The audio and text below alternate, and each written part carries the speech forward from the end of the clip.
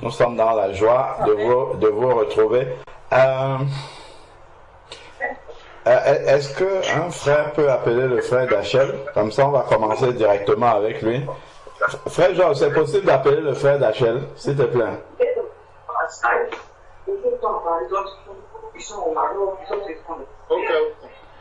Merci beaucoup, frère. Comme ça, on va démarrer en même temps avec lui. C'est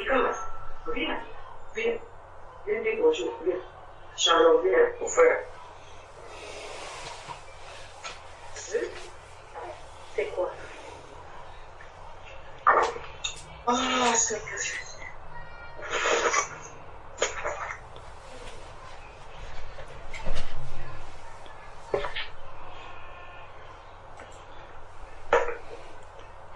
on rend grâce à Dieu. Le Seigneur appelle de tous les horizons. Il appelle du nord, du sud, de l'est, de l'ouest, et il sauve de toutes les langues, de toutes les tribus, de toutes les nations. Je crois qu'il y a un verset dans Apocalypse qui le dit. Apocalypse chapitre 5, je crois, parle de ça. Apocalypse chapitre 5.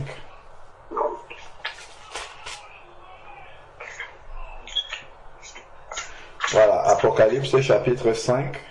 Si nous prenons le verset 9 au verset 10. Apocalypse chapitre 5, du verset 9 au verset 10.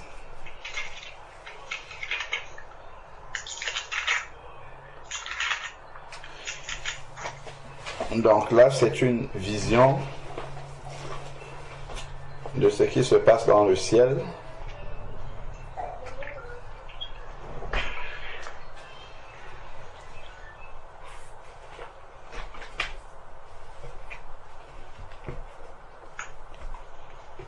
Lorsqu'on arrive à la réunion, on est déjà prêt. Hein? On a déjà prié. Donc, ne soyons pas, surpris qu'on ne commence pas forcément par prier. Hein? Parce qu'on prie en tout temps. Le Seigneur est présent avec nous en tout temps. C'est ce qu'il dit dans Matthieu chapitre 28. Et voici, je suis avec vous tous les jours jusqu'à la fin du monde. Le Seigneur, il vit en esprit à l'intérieur de nous. Donc ce n'est pas maintenant qu'on va se réunir que Dieu va quitter de quelque part pour venir. En fait, il était déjà là. Il était avec nous toute la journée. Maintenant qu'on a dit qu'on va se réunir entre nous, ce n'est pas maintenant qu'il va venir. Parce qu'il est avec nous tout le temps. Là où 2 ou 3 sont réunis en son nom, il est présent. En fait, c'est que chacun de nous vient avec un morceau de Jésus-Christ qui est à l'intérieur de lui. Quand je dis même un morceau, c'est la plénitude de Jésus-Christ qui est manifestée en esprit, en chacun de nous. Et nous venons mettre en commun toutes les facettes de Jésus-Christ qu'il nous a révélées. Parce que Jésus-Christ est entier en chacun de nous. C'est ce qui est écrit dans Jean chapitre 16. C'est que celui qui lui obéit, il vient avec le Père et il fait sa demeure en lui. Donc, nous avons tous Jésus-Christ en entier à l'intérieur de nous, mais seulement comme la révélation de Jésus-Christ est progressive en chacun de nous, chacun a juste une partie pour l'instant, a une partie de la révélation de Jésus-Christ, pas en entier. Et le but de la marche chrétienne, selon Éphésiens chapitre 4, versets 11 à 13, il a donné les uns comme apôtres, comme prophètes, comme évangélistes, comme docteurs, comme pasteurs, pour le perfectionnement des saints, en vue de l'œuvre du ministère jusqu'à ce que nous ayons atteint la stature parfaite de Christ. C'est-à-dire jusqu'à ce que Christ soit totalement formé en nous, c'est-à-dire que nous ayons une révélation complète de Jésus-Christ et que nous manifestons complètement Jésus-Christ. Donc Jésus-Christ est entier, total en nous, mais seulement nous n'avons qu'une partie de la révélation de Jésus-Christ qui est en nous. Ça ne veut pas dire qu'il n'est pas complet en nous, il est complet en nous, mais nous avons juste une partie de la révélation. Donc au fur et à mesure que nous grandissons spirituellement, nous grandissons en fait dans la révélation de Jésus-Christ qui est déjà en nous, au fur et à mesure que nous avançons. Donc c'était juste pour nous dire que Jésus-Christ est déjà en nous, que nous allions au travail, que nous soyons à la maison, que nous allions au magasin, que nous allions n'importe où, Jésus-Christ est avec nous. Voilà pourquoi, si tu trouves un malade au magasin, tu lui dis au nom de Jésus-Christ, sois guéri, il va être guéri. Il ne va pas attendre que tu viennes au culte, quand tu es réuni avec tes frères et sœurs, sinon ça serait très compliqué. Quand tu croises un malade dans la rue, tu lui dis, tiens, bon, je sais là où on peut te guérir, viens à la réunion avec moi, à la réunion de prière et on va prier pour toi là-bas. Comme si Jésus-Christ n'était que présent à la réunion de prière avec les autres frères. Mais non, Jésus-Christ est avec nous partout. Donc même le magasin là où je suis, avec cette personne-là, je prie au nom de Jésus-Christ, cette personne-là va guérir. Le nom de Jésus sera aussi puissant que dans la réunion des saints. Donc en fait, ce n'est pas lorsqu'on se réunit comme ça que Jésus-Christ va venir, c'est qu'il est avec nous tout le temps. Et chacun vient à la réunion et nous apportons la portion de révélation de Jésus-Christ que nous avons pour que Jésus soit complètement révélé au milieu de nous. Donc, c'est simplement pour dire qu'il ne faut pas être troublé si on n'a pas prié. Au départ, on va prier, ça viendra. Mais ce n'est pas comme si c'était, comment dire, un rituel, une habitude. Quand nous venons, nous sommes censés prier sans cesse. Nous sommes censés être constamment dans la présence de Dieu. Nous sommes censés pouvoir nous plonger spirituellement dans quelque chose à tout instant. Donc il faut qu'on soit prêt souvent comme ça, donc de ne pas forcément attendre que nous commençons de manière méthodique. Voilà, on va commencer par la prière, après on va faire la louange, après on va... Non, on se laisse conduire par l'Esprit de Dieu.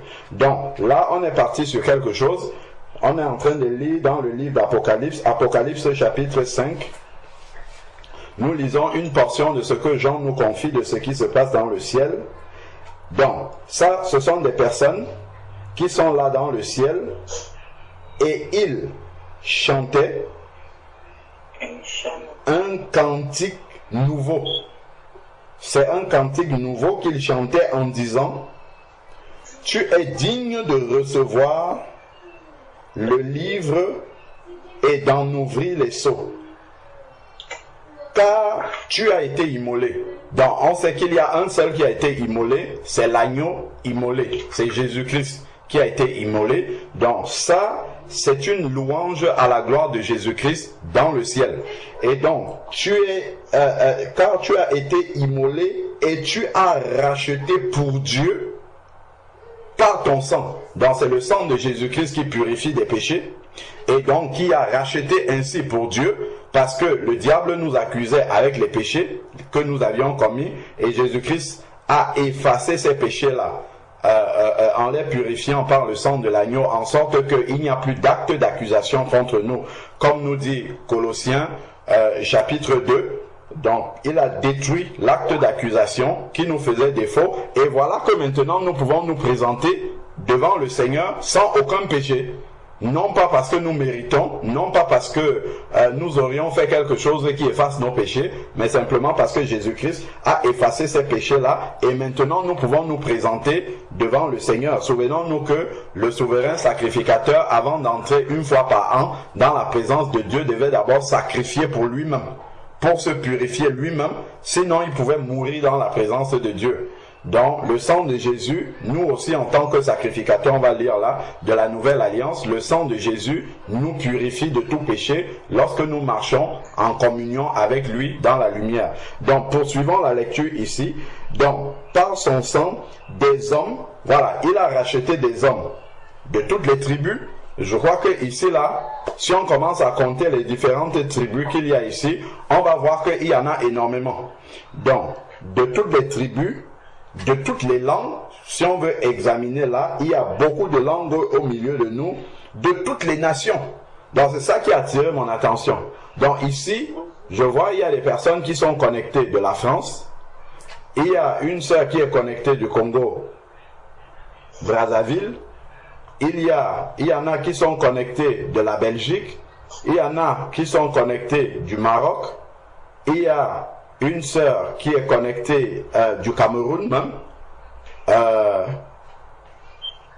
Peut-être il y a le frère Bertrand qui est connecté de l'île de la Réunion. Donc ça montre vraiment comment l'évangile est universel. Et c'est comme ça que l'Église a commencé. Lorsque nous regardons dans Actes chapitre 2, le jour de la Pentecôte, le jour où l'Église a commencé, il y a quelque chose que Dieu a fait. Et nous bénissons le Seigneur parce qu'aujourd'hui, nous pouvons être témoins de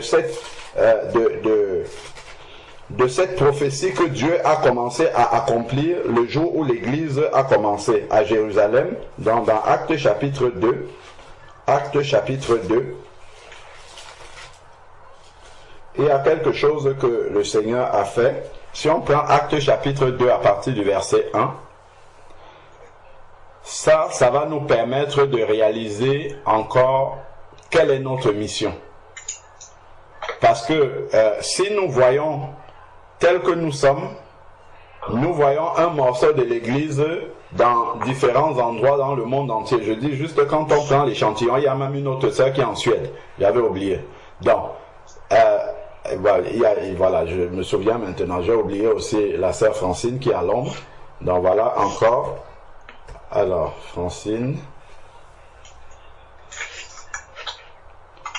Voilà. Donc, là, nous allons comprendre encore davantage la mission que nous avons.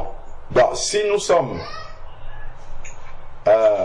répartis dans différents coins du monde, c'est parce que le Seigneur a voulu que l'évangile arrive dans différents endroits. Donc, si nous commençons dans Acte 1, avant de prendre Acte 2, le Seigneur a dit quelque chose dans Acte chapitre 1 au verset 4. Acte chapitre 1 verset 4. Comme il se trouvait avec eux, le Seigneur, il leur recommanda de ne pas s'éloigner de Jérusalem, mais d'attendre la promesse du Père, dont leur dit-il, vous m'avez entendu parler. Donc le Seigneur, de son vivant, avait déjà parlé d'une promesse qui devait arriver, et cette promesse-là, il la détaille dans le verset 8. Mais vous recevrez une puissance, celle du Saint-Esprit, survenant sur vous, et vous serez mes témoins dans toute la Judée. Non, il commence, mes témoins à Jérusalem, là où nous sommes. Ensuite, il dit, dans toute la Judée, on élargit un peu le périmètre d'expansion. Dans la Samarie, on va encore un peu plus loin. Et il dit jusqu'aux extrémités de la terre. Donc, on part d'un noyau de départ et on commence à étendre la parole plus loin, plus loin, plus loin, plus loin, dans le but, en fait, de répandre la parole dans toutes les nations. Donc, et c'est ce qu'il dit dans Matthieu chapitre 28 également. Tout pouvoir m'a été donné, Matthieu chapitre 28, à partir du verset 19 jusqu'au verset 20. Tout pouvoir m'a été donné dans le ciel et sur la terre. Ensuite, il dit, allez et faites de toutes les nations, pas de certaines nations seulement. Faites de toutes les nations des disciples. Baptisez-les au nom du Père, du Fils et du Saint-Esprit, et ensuite enseignez-leur à observer tout ce que je vous ai prescrit. Et voici, je suis avec vous tous les jours jusqu'à la fin du monde. Donc, il dit d'aller et de faire de toutes les nations des disciples. Donc, voilà pourquoi le Seigneur également sauve des personnes dans toutes les nations. Regardons le nombre de nations, de pays différents dans lesquels nous sommes tous là, réunis. C'est justement parce que le Seigneur, le Seigneur veut que cet évangile-là soit répandu dans le monde entier. Donc, voici déjà la promesse que le Seigneur a faite. Regardons maintenant au chapitre 2, le début de l'Église. C'est pour que, en avançant, nous ne perdions pas le fil conducteur de l'évangile et que nous commençons à avancer sans nous rappeler, nous souvenir de l'objectif du Seigneur en fait dans notre marche chrétienne, parce que ce n'est pas le fruit du hasard que nous soyons quelque part. Si je suis en Belgique, si je suis à Liège, si je suis à Bruxelles, ce n'est pas par hasard que Dieu m'a mis là-bas. Si je suis à Champigny-sur-Marne, ce n'est pas par hasard que j'habite à Champigny-sur-Marne. J'ai un travail à faire dans ma ville. J'ai un travail à faire dans mon travail séculier. J'ai un travail à faire partout où Dieu me met. J'ai un travail à faire là-bas. Je suis une lampe que le Seigneur a allumée là-bas pour pouvoir éclairer et apporter la bonne nouvelle. Ça, c'est quelque chose que nous ne devons pas oublier. Donc, dans Actes chapitre 2, il est dit à partir du verset 1, « Lorsque le jour de la Pentecôte arriva, ils étaient tous ensemble. » Donc, ceux à qui le Seigneur Jésus-Christ avait dit, « Vous serez mes témoins », ils se sont tous rassemblés. Et on va voir comment Dieu va commencer à faire un travail. Et c'est ça que nous ne devons pas perdre de vue. Parce que ce qui a été au commencement est ce que Dieu veut continuer à faire. On peut réaliser au travers de cela le plan de Dieu pour l'Église, pour l'expansion de l'Église, pour le rôle de l'Église. Donc ici, lorsque le jour de la Pentecôte arriva, ils étaient tous ensemble. Donc ils se sont d'abord rassemblés, comme on peut voir dans le chapitre 1 au verset 14, Acte 1 verset 14. Tous d'un commun accord persévéraient dans la prière avec les femmes, avec Marie, mère de Jésus et les frères. Donc ils étaient tous montés dans la chambre haute où ils se tenaient d'ordinaire. C'est ce que le verset 13 nous dit. Quand ils furent entrés, ils montèrent dans la chambre haute où ils se tenaient d'ordinaire. Donc ils se sont tous rassemblés dans cette chambre-là. Et voilà maintenant ce qui va se passer.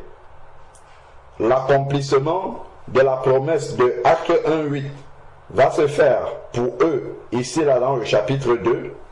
Lorsque le jour de la Pentecôte arriva, tous ensemble, ils étaient tous ensemble dans un même lieu, dans la chambre haute. Tout à coup, il vint du ciel un bruit comme celui d'un souffle violent qui remplit toute la maison où ils étaient assis. Donc le Seigneur va venir manifester quelque chose au milieu d'eux, donc des langues qui semblaient de feu et qui se séparaient les unes des autres leur apparurent, les langues de feu. Elles se posèrent sur chacun. Donc on voit comment ces langues-là sont venues. Et les langues n'ont pas fait un mouvement d'ensemble comme ça, mais les langues ont commencé à se poser de manière distincte sur chacun. Donc même si nous sommes une famille comme ça, en fait ces langues-là viennent se poser sur chacune des personnes parce que chacun a une mission. Même si nous sommes un corps, chacun a un rôle, chacun a une mission particulière. Donc la langue de feu vient se poser sur une personne en lui donnant une mission particulière. Donc ici, il est dit des langues semblaient de feu et qui se séparaient les unes des autres. Donc elles se séparent bien que nous soyons unis. Donc elles viennent du ciel en unité parce qu'elles viennent du même endroit. Souvenons-nous d'Éphésiens chapitre 4. Il y a un seul Dieu, un seul esprit, un seul Seigneur, un seul baptême. Donc tout vient de lui. Et lorsque ça arrive, les langues commencent à se séparer les unes des autres pour aller se poser de manière individuelle sur chacun parce que Dieu attend quelque chose de chacun en particulier. Même comme il attend quelque chose aussi en tant que corps, en tant qu'église, mais il attend aussi quelque chose en particulier de chacun d'entre nous. Donc, ensuite ici, se séparaient et elles se posaient sur chacun de verset 4, acte 2, 4. Ils furent tous remplis du Saint-Esprit. Donc ça nous montre encore la volonté du Seigneur. C'est-à-dire que le Seigneur ne vient pas au milieu de ses enfants. La volonté du Seigneur n'est pas de venir trier certains au milieu de ses enfants et dire alors, Maman Evans, moi je vais t'utiliser, Sœur Karine je ne t'utilise pas, je vais utiliser Marie-Lydie, je n'utilise pas Sœur Ingrid, j'utilise Frère Georges, je n'utilise pas Frère Jean. Non, le Seigneur a besoin de tout le monde. Regardons simplement dans notre corps humain. Le corps que nous avons là, c'est l'image que le Seigneur a pris pour représenter l'Église. Est-ce qu'il y a une partie de notre corps qui ne sert à rien? Est-ce qu'il y a un seul membre dans notre corps que Dieu a mis pour rien? Je dis, même une cellule dans notre corps, il n'y a pas une cellule qui soit inutile, qui soit pour rien en fait. Tout ce que Dieu a mis dans notre corps est utile. Tout est utile. Tout. a un rôle à jouer. Il n'y a pas une cellule qui reste en sommeil comme ça, ou bien une partie de notre corps qui reste en sommeil et qui ne joue aucun rôle. La preuve est que lorsque on doit amputer quelqu'un, sectionner un membre à quelqu'un, lui ôter une partie, forcément, en fait, c'est un handicap concret dans cette personne-là. C'est comme ça que ça se dit. C'est un handicap concret dans cette personne, c'est-à-dire que la personne va perdre des capacités que Dieu lui avait données au départ, au travers de ce membre de son corps dont il va se séparer, de cet organe de son corps dont il va se séparer. Donc, il perd quelque chose, il perd une faculté, il perd une capacité à faire quelque chose. Donc on voit aussi comment dans l'église, lorsque un membre ne joue pas son rôle, c'est comme si le corps était paralysé, était privé de ce membre-là. Donc forcément le reste du corps est infirme, est amputé, ne va pas pouvoir faire certaines choses qui revenaient à ce membre du corps. Donc continuons ici. Donc voilà, les langues se séparent sur chacun. Donc ensuite maintenant, ils furent tous. Donc c'est sur le mot tous. Donc Dieu n'a pas sélectionné certains parmi les 120. Il a déposé les langues sur les 120 parce qu'il a besoin des 120 en entier. Il n'a pas besoin de certains et pas de d'autres. Donc les dons du Seigneur sont disponibles pour tout le monde et il faut ouvrir son cœur pour les recevoir. On les reçoit par la foi, on se rend disponible pour pouvoir les recevoir. Regardons, ceux-là, il y avait beaucoup de personnes à Jérusalem, mais il y a un certain nombre qui se sont mis à part pour attendre la promesse du Seigneur. Si nous nous souvenons, il y a un verset, quelqu'un pourra nous le donner, où il nous est dit que lorsque le Seigneur est ressuscité, il s'est présenté à combien de personnes? 500 personnes. Le Seigneur s'est présenté à 500 personnes après sa résurrection, mais au final, là, dans la chambre haute, il n'y en a que 120. Sur les 500, il y a 380 qui ne sont pas là. Ils sont où? Ces 380-là ne vont probablement pas recevoir à ce moment-ci les langues de feu qui sont descendues. Non pas parce que Dieu ne veut pas leur accorder ces langues de feu, mais parce qu'ils ne se sont pas rendus disponibles pour pouvoir recevoir ces langues de feu-là. Donc voilà comment nous pouvons passer à côté du plan de Dieu dans notre vie. Non pas parce que Dieu ne veut pas nous utiliser, non pas parce que Dieu n'a pas besoin de nous, mais simplement parce que nous ne nous sommes pas rendus disponibles pour le Seigneur. Parce que nous sommes peut-être trop absorbés par autre chose. Nous sommes peut-être trop occupés. Nous avons mis nos priorités dans autre chose que ce qui est du royaume de Dieu, que ce qui est de la volonté du Seigneur. À ce moment-là, Dieu veut bien nous utiliser, mais lorsqu'il voit comment nous sommes occupés, il voit qu'il n'y a pas de place pour venir nous communiquer quelque chose afin de pouvoir l'utiliser. Et quand Dieu communique une grâce à quelqu'un, tu dois l'apporter en temps et en heure par rapport à un besoin qu'il y a. Si Dieu vient, il te communique une parole de connaissance, il te communique une prophétie, il te communique une parole d'exhortation et que tu te tais, ou que tu ne vas pas faire ça à la minute où c'est nécessaire, parce que Dieu, il parle à un instant précis, parce que le besoin est là, tout de suite. Ce n'est pas après que le besoin sera là. C'est là tout de suite. Si Dieu communique quelque chose, il faut que nous soyons disponibles à cet instant pour aller communiquer cette grâce-là. Donc, si Dieu voit que nous ne sommes pas disponibles, bon, il y a encore beaucoup d'autres membres du corps. Donc, Dieu ne bouscule jamais notre confort. Il va nous laisser dans le confort que nous avons décidé d'avoir. Il nous laisse et il va utiliser quelqu'un à côté de nous. Parce que la personne est disponible, elle est disposée à recevoir ce que Dieu veut déposer et d'aller communiquer cela. Parce que Dieu a un agenda, il a un calendrier. S'il a décidé que la sœur Karine doit recevoir telle parole tel jour, il faut que celui qui va lui apporter cette parole-là soit disponible. Si Alain Patrick n'est pas disponible, il va utiliser Jean-Paul. Si Jean-Paul n'est pas disponible, il va utiliser Georges. Si Georges n'est pas disponible, il va utiliser Sébastien, ainsi de suite.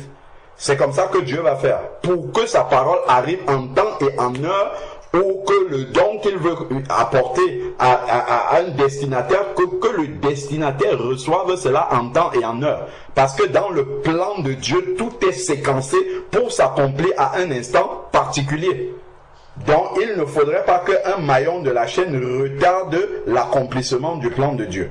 Donc si nous voulons être utilisés par Dieu, la première qualité, c'est de se rendre disponible pour le Seigneur. Donc sur les 500 qui avaient vu le Seigneur après sa résurrection, il n'y en a que 120 là qui ont persévéré. Donc, probablement, le Seigneur, je ne sais pas si c'est aux 500 qu'il a dit de ne pas s'éloigner de Jérusalem, mais tous savaient qu'il y avait quelque chose que le Seigneur avait promis, parce qu'ils avaient marché avec lui. Mais au moment où l'accomplissement arrive ici, sur les 500, il n'y a plus que 120.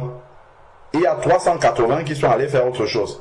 Bon, donc continuons. Donc on voit que le Seigneur a ramené 120 langues de feu, dont ils furent tous. Donc le Seigneur a besoin de tous les 120 là. Donc, remplis du Saint-Esprit. Je nous rappelle une chose. Retournons encore dans le verset 14. C'est important de lire vraiment les versets et de faire attention à ce qui est écrit, de ne pas aller vite. Regardons encore le verset 14. On l'a déjà lu, mais on revient encore. Et je vais nous dire pourquoi nous relisons. Dans Acte 1, 14, tous, d'un commun accord, persévéraient dans la prière avec les femmes, avec Marie, mère de Jésus, et ses frères. Donc déjà là on voit que les frères de Jésus qui ne croyaient pas pendant que Jésus était vivant sont dans la chambre haute parmi les 120. Mais on nous dit aussi qu'il y a des femmes. Il y a des femmes qui sont dans la chambre haute. Et dans les 120 langues de feu qui sont venues là dans Acte 2, il y a des langues de feu pour les femmes. Donc ces femmes-là ont reçu également un ordre de mission de la part de Dieu. Ont reçu aussi un appel de la part du Seigneur. Elles n'ont pas reçu les langues de feu pour rester oisives comme ça et à regarder ce qui se passe. Et d'ailleurs, on va voir comment immédiatement le Seigneur va commencer à les utiliser, également avec les autres.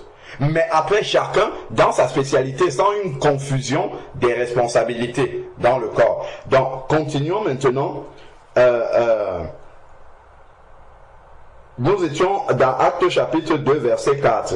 Ils furent tous remplis du Saint-Esprit et se mirent à parler en d'autres langues selon que l'Esprit leur donnait de s'exprimer. Donc nous avons 120 personnes et puis toutes les 120, que ce soit les femmes, que ce soit les frères qui étaient là, tous se mirent à parler selon que le Saint-Esprit leur donnait. Donc on voit que Dieu a déposé sur chacun, sans aucune exception, sur tout ce qui était disponible. Dieu n'a pas décidé de léser certains alors que cela était disponible. Nous voyons que si nous sommes tous disponibles ici, Dieu dépose les grâces pour tout le monde. Et il nous envoie faire nous envoie sur des champs différents. Peut-être complémentaires, mais différents. Chacun a sa spécialité. Même si on doit travailler ensemble, en travaillant ensemble, j'aurai encore une spécialité particulière dans laquelle Dieu va plus m'utiliser et toi dans un autre domaine pour que ça se complète et que ça soit, qu'il y ait la plénitude de Jésus-Christ qui soit manifestée. Chacun avec une révélation sur un bout. Bon, donc, continuons le verset 5 maintenant. Nous sommes dans Actes chapitre 2 verset 5. Or, il y avait en séjour à Jérusalem des Juifs pieux venus de toutes les nations qui sont sous le ciel. Et ça, ce n'est pas par hasard. Le Seigneur n'a pas choisi le moment où il y a les Juifs venant de toutes les nations par hasard. Ce n'est pas par hasard qu'il a choisi ça. Gardons un doigt dessus. Alors on voit une parole. Et il y a des paroles que nous lisons dans la Bible. Parfois on peut croire que le Seigneur il dit ça simplement pour dire. Mais après on voit comment ça se recoupe avec d'autres éléments. Allons dans Jean chapitre 4. Il y a une parole que Jésus-Christ a dit à la femme samaritaine. Jésus a dit quelque chose à la femme samaritaine que nous venons retrouver là-bas.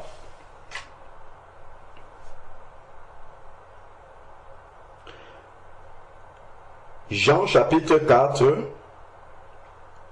Jean chapitre 4.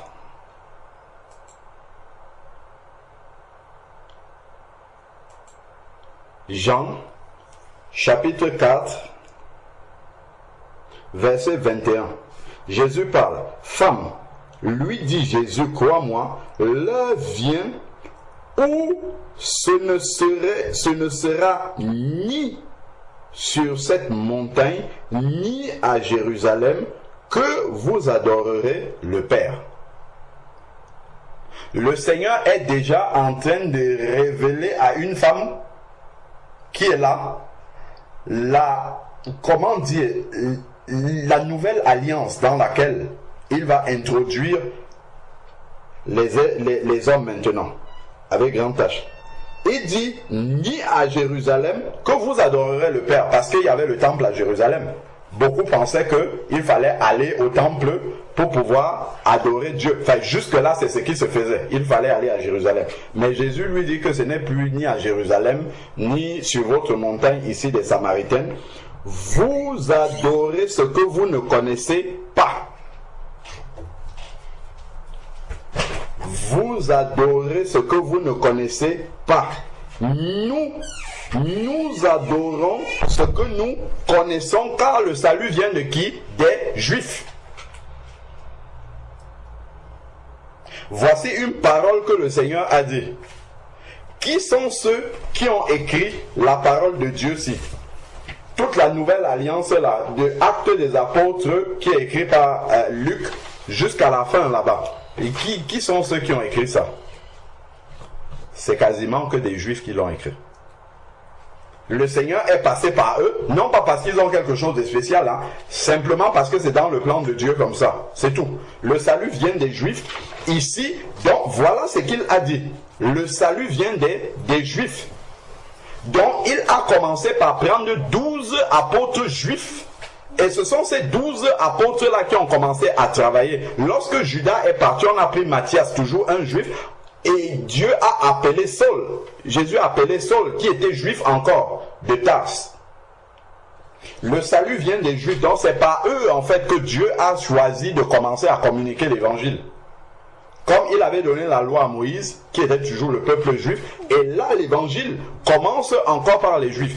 Donc voilà pourquoi, revenons maintenant dans Actes chapitre 2 verset 5, on comprend pourquoi le Seigneur a attendu que les Juifs du monde entier, de toutes les nations, soient réunis à Jérusalem afin de pouvoir commencer l'église.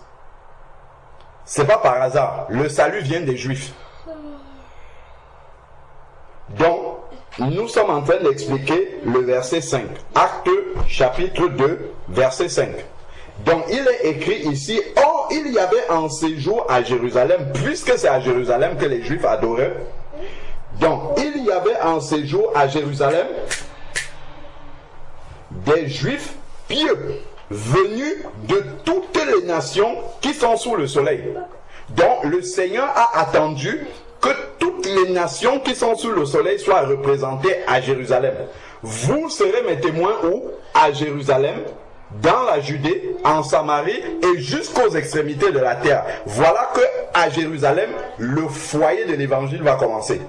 Mais ne commence pas avec n'importe qui. Il y a d'abord les 120 qui étaient dans la chambre haute. Et ces 120 là vont venir trouver maintenant les Juifs, pas les païens, mais les Juifs, car le salut vient des Juifs, de toutes les nations de la terre, qui sont réunis, non pas à n'importe quel endroit, mais à Jérusalem. Vous serez mes témoins à Jérusalem. Et ensuite, on va voir dans la Judée, à Samarie, jusqu'aux extrémités de la terre. Donc, voilà comment le Seigneur commence ici. C'est pour nous permettre de mieux comprendre la mission que nous avons reçue et de réaliser que là où Dieu nous a mis, si je suis à Lyon, je ne suis pas à Lyon par hasard. Si je suis à Évry, je ne suis pas à Évry par hasard. Si je suis à Angers, je ne suis pas à Angers par hasard. Si je suis à Casablanca, je ne suis pas à Casablanca par hasard. Si je suis en Suède, je ne suis pas là-bas par hasard. Donc partout où nous sommes éparpillés, je suis à Douala au Cameroun, c'est pas par hasard que Dieu m'a mis là-bas. Je suis à Paris dans le 17e, à Liège, à Bruxelles, je ne suis pas là-bas par hasard. Je rentre dans la chaîne de l'accomplissement d'une mission, de l'accomplissement de la parole de Dieu. Et si je ne joue pas ce rôle là-bas, je suis en train de de retarder ou même de compromettre le plan que Dieu a décidé de faire. Donc on voit ici qu'il y a eu des paroles que Jésus-Christ a prononcées et on voit comment des gens se sont disposés, les 120 d'abord se sont disposés, parmi les 500 qui avaient entendu la parole, il y a 120 qui se sont démarqués, qui se sont disposés et Dieu va commencer l'église avec ces 120 là. Parce que c'est eux qui étaient disponibles. Les autres, peut-être sur les 500, vont revenir après. Mais le Seigneur, lui, il commence avec ceux-là qui sont disposés. Et le Seigneur fait en sorte que ça soit à Jérusalem.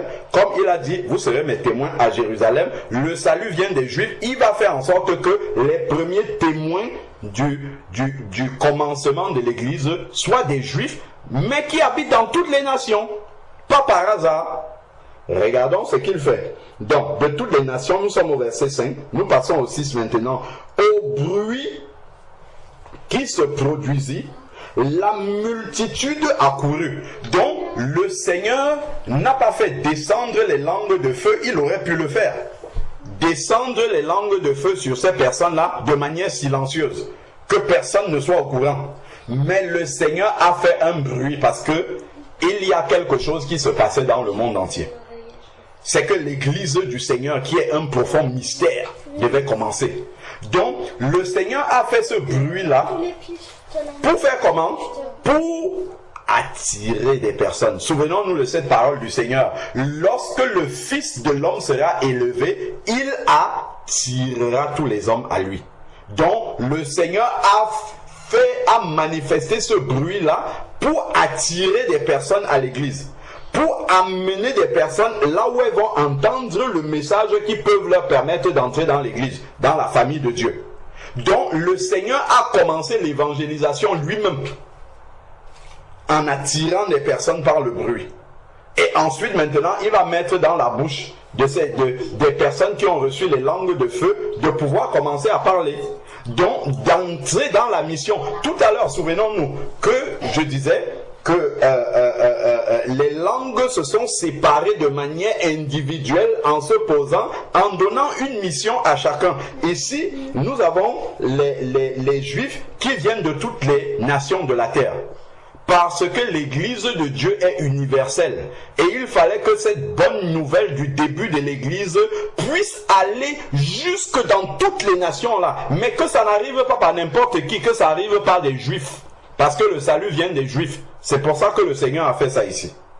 Donc ce n'est pas par hasard. Donc ensuite maintenant ici, au bruit qui se produisit, dont Dieu a commencé lui-même son évangélisation en mettant du bruit pour attirer des personnes, la multitude accourut. Donc si Acte chapitre 2 verset 1. Ils étaient tous ensemble dans un même lieu. Donc même s'ils avaient pensé un seul instant dans leur esprit que les langues de feu que nous avons reçues, qui sont les bénédictions qui sont venues du ciel, nous allons garder ça pour nous ici là dans la chambre haute.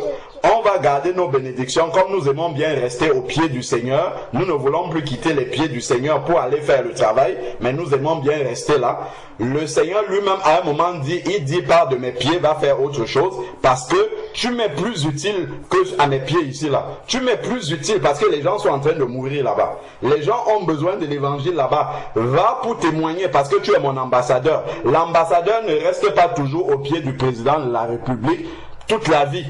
Il reste au pied du président de la République, il prend les directives et ensuite il va dans le pays. Il va dans le pays où il est ambassadeur et il représente le président de la République là-bas. C'est ça le travail de l'ambassadeur. 2 Corinthiens chapitre 5 verset 20 dit que nous sommes tous ambassadeurs de Christ. Comme si Dieu exhortait par nous. Nous sommes des ambassadeurs. L'ambassadeur ne reste pas toujours à côté du président de la République. Sa fonction n'est même pas celle-là. Parce que nous aimons bien être très spirituel. J'étais au pied du Seigneur, c'est très bien. Si l'ambassadeur est complètement détaché du président de la République, il va faire n'importe quoi, parce qu'il va faire maintenant ce qu'il veut, il ne va plus recevoir les directives, il doit rester connecté au président de la République, mais sa place ce n'est pas de rester toujours au pied du président de la République. Non, sa place c'est de prendre les directives au pied du président de la République et de partir les faire. Donc il y a un temps pour rester et prendre les directives, et il y a un temps pour partir et accomplir ces directives-là. On ne doit pas passer la vie au pied du Seigneur. Quand on dit ça, ça a l'air tellement spirituel. Oui, on a l'éternité pour rester au pied du Seigneur. Mais pour l'instant, nous ne sommes pas encore dans l'éternité. Nous sommes encore ici sur la terre où beaucoup de personnes sont perdues et nous avons un travail à faire pour ces personnes-là. C'est là que nous sommes le plus utiles au Seigneur, pas à ses pieds. À ses pieds, regardons, tout à l'heure on venait de lire dans Apocalypse. Des myriades, si on continue à lire le chapitre 5, c'est écrit que des myriades et des myriades sont déjà au pied du Seigneur dans le ciel et l'adorent. Et il adore dans la perfection. Donc Dieu est déjà adoré dans le ciel. Notre adoration, oui, il y prend plaisir, mais pour l'instant, ce n'est pas encore ce moment-là. On aura toute l'éternité pour le faire. Maintenant, c'est le moment de travailler. Comme le Seigneur a dit, travaillons tant qu'il fait encore jour. Et cette bonne nouvelle, Matthieu chapitre 24, verset 14, ça c'est la prophétie pour l'Église. Lorsque les prophéties s'accomplissent, l'Église doit entrer dans la sienne. La sienne, c'est que cette bonne nouvelle sera annoncée à toutes les nations jusqu'aux extrémités de la terre. Alors viendra là la fin. Mais si l'Église est tout le temps au pied du Seigneur et ne veut pas bouger pour aller annoncer cette bonne nouvelle jusqu'aux extrémités de la terre, comment est-ce que la fin va venir? Si les nations n'ont pas entendu parler de Jésus, si nos collègues n'ont pas entendu parler de Jésus, si nos voisins n'ont pas entendu parler de Jésus, si les personnes dans notre ville, au travers de nous, n'ont pas entendu parler de Jésus, voilà le rôle que nous avons reçu. Même si tu prends seulement les traités, tu passes dans ton quartier, tu commences à mettre dans toutes les boîtes aux lettres parce que tu ne peux pas parler à tout le monde. Tu n'es pas sûr que tu vas rencontrer tout le monde. Même si tu poses seulement ça dans les boîtes aux lettres, voilà déjà Jésus-Christ qui vient à la maison de tout le monde, qui vient frapper à la porte de tout le monde. Juste ce travail-là. C'est déjà un témoignage pour les gens de ta ville que Dieu est venu jusqu'à eux.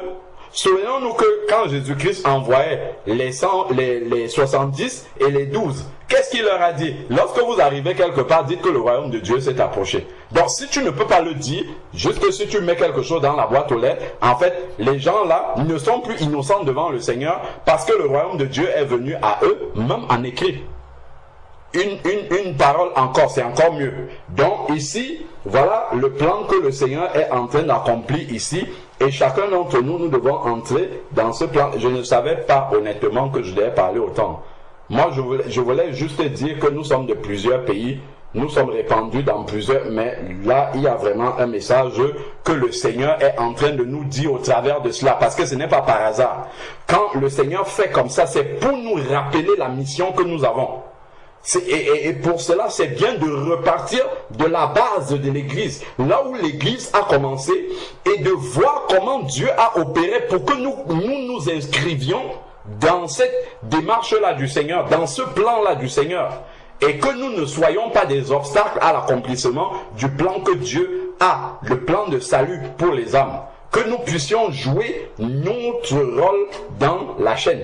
Donc ici, voilà les Juifs de toutes les nations. Donc au bruit, Dieu a produit le bruit, il a attiré la multitude, voilà ce qui s'est passé. Donc même si eux ils voulaient se cacher dans la chambre haute, dire qu'ils restent au pied du Seigneur, même en restant au pied du Seigneur, Dieu appelle des personnes pour venir te trouver là où tu dis que tu es au pied du Seigneur, là pour dire bon, c'est bon maintenant, tu as suffisamment reçu au pied du Seigneur, va et donne ce que tu as reçu. Même Moïse, il est resté 40 jours au pied du Seigneur là-bas. Il a reçu les tables de la loi. Mais après, il fallait qu'il descende avec les tables de la loi là pour aller donner à des personnes. Et veiller à ce que les personnes là mettent en pratique ces tables de la loi là. Dieu ne l'a pas gardé au-delà de 40 jours. Au-delà de 40 jours, Dieu avait communiqué tout ce qu'il avait à lui donner pour des personnes. On voit encore que ce n'est pas que pour toi. Il a reçu, mais c'était pour des personnes. Lui-même devait obéir à la loi que Dieu lui a donnée, mais c'était aussi pour d'autres personnes. Donc voilà le travail que nous faisons au pied du Seigneur. Nous recevons Ça nous sert à nous et nous sommes maintenant messagers du Seigneur pour aller apporter le message du Seigneur aux autres destinataires. Donc la multitude a couru. Dieu a attiré la multitude pour dire levez-vous maintenant de la présence des pieds du Seigneur tel que nous aimons souvent le dire et allez faire un travail. Parce qu'il y a des gens ici que lui-même Dieu a convoqué à Jérusalem pour leur annoncer que son église a commencé. Mais ce n'est pas Jésus-Christ qui devait redescendre du ciel. Dans Acte 1, on nous a dit qu'il est monté au ciel. Il ne devait pas redescendre pour dire aux gens, voilà, j'ai créé mon église aujourd'hui. Je bâtirai mon église et les portes de l'enfer ne prévaudront point sur elle.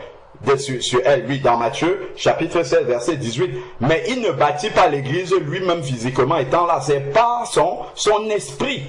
Et cet esprit-là, c'est lui qui est descendu rempli des personnes, afin de pouvoir commencer à parler dans la bouche de ces personnes-là. C'est l'esprit, en fait, c'est Jésus-Christ qui parle à ces personnes-là au travers de son esprit qui est descendu sous forme de langue de feu et se poser sur les personnes. Voilà comment Jésus-Christ travaille. Donc si maintenant Jésus-Christ descend avec ses langues de feu, toi au lieu d'ouvrir la bouche pour parler, tu fermes la bouche, ben là, en fait tu tues le plan de Dieu, tu arrêtes le plan de Dieu comme ça. Si un ambassadeur, je ne sais pas, si on a déjà nommé, peut-être ça existe, hein, vous allez me dire, si on a déjà nommé un ambassadeur muet dans un pays, est-ce que vous connaissez un ambassadeur muet qu'on a nommé dans un pays? Bien que la langue des muets existe, mais pour l'instant, je ne sais pas, peut-être que ça existe, mais je n'ai pas encore vu. L'ambassadeur, c'est quelqu'un qui parle, c'est quelqu'un qui apporte, c'est pas quelqu'un qui va s'asseoir, il ne dit rien, il ne fait rien, non, c'est quelqu'un qui est en mouvement pour le pays. Donc voilà, au bruit qui se produisit, la multitude va venir, parce que Dieu les a invités. Et fut bouleversé. La multitude est venue et Dieu commence à les bouleverser. Sans que les autres n'aient rien dit, les 120, sans qu'ils ne se soient intéressés, c'est Dieu qui commence à les bouleverser. Ça, c'est le travail du Saint-Esprit. Ne croyons pas que c'est nous qui allons faire le Seigneur a dit, je bâtirai mon église. C'est au travers de son esprit qui est en nous. Nous devons simplement être disposés comme les 120. Ils se sont disposés. Me voici, utilise-moi. Me voici, parle, ton serviteur écoute. Me voici, quand le Seigneur dit dans Ésaïe, chapitre 6, qui enverrai-je? Me voici. Voilà dit le prophète Ésaïe. Qui enverrai-je? Qui marcherai-je pour nous? Me voici. Le Seigneur attend un me voici parmi nous pour déposer un ordre de mission pour que nous allions le faire au nom de Jésus-Christ. Donc ici, il dit, voilà comment ils sont arrivés. C'est le Saint-Esprit qui les bouleverse. Ceux-ci n'ont encore rien fait, mais ceux que Dieu a attirés sont déjà bouleversés. Donc pour qu'une âme soit touchée par le Seigneur, ce n'est pas toi qui vas faire quelque chose. C'est le Saint-Esprit qui va faire au travers de toi, ce n'est pas toi. Donc parfois on va dire, ah moi je ne sais pas parler, ah moi je ne sais pas prier, ah moi je ne sais pas, comme Moïse disait, moi je ne sais pas parler. Le Seigneur lui dit, je mettrai Aaron ton frère à côté de toi et lui va parler.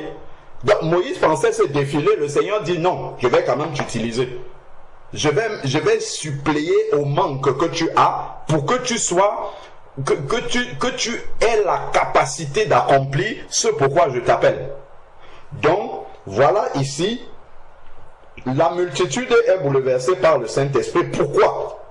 Parce que Dieu a fait quelque chose d'extraordinaire que ces 120 là n'ont pas calculé. C'est Dieu qui l'a fait ainsi. Parce que chacun les entendait parler dans sa propre langue. Souvenons-nous qu'il y a comment? Il y a les Juifs de toutes les nations qui existent sur la terre. Donc ça là, ce qui se passe le jour de la Pentecôte est un peu comme ce qui s'est passé où? À Babel. Là où il y a eu plusieurs langues qui se sont défaites, sauf que les gens ne se comprenaient plus. Donc il se passe l'inverse de ce qui s'est passé à Babel. Les gens qui parlaient des langues différentes, maintenant commencent à entendre d'autres personnes qui parlent les mêmes langues qu'eux. Dans la restauration du Seigneur commence. Ça c'est l'église. L'église c'est la restauration de ce qui a été détruit. Donc ici, voilà maintenant ceux qui sont arrivés là, ils entendaient chacun parler dans leur propre langue. Donc il y avait toutes les langues de la terre qui étaient parlées là, dans les 120. Donc nous comprenons pourquoi Dieu est venu avec les 120 langues et il les a séparées.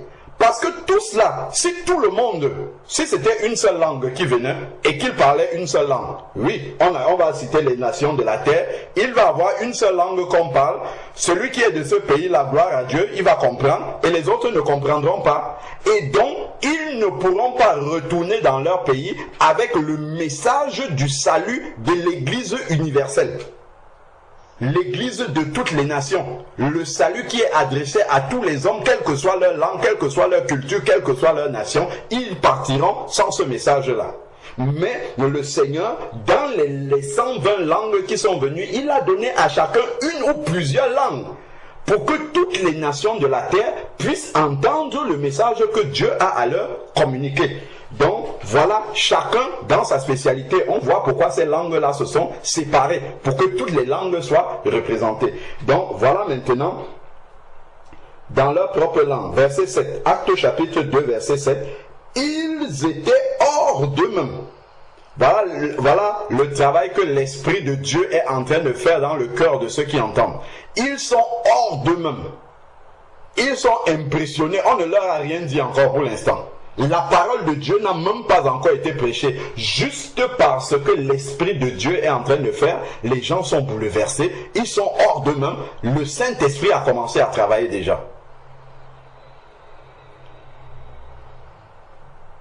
Et dans l'admiration, il disait, voici ces gens qui parlent, ces gens qui parlent, ne sont-ils pas tous Galiléens? Ah, voilà des Galiléens, mais qui parlent toutes les langues de la terre.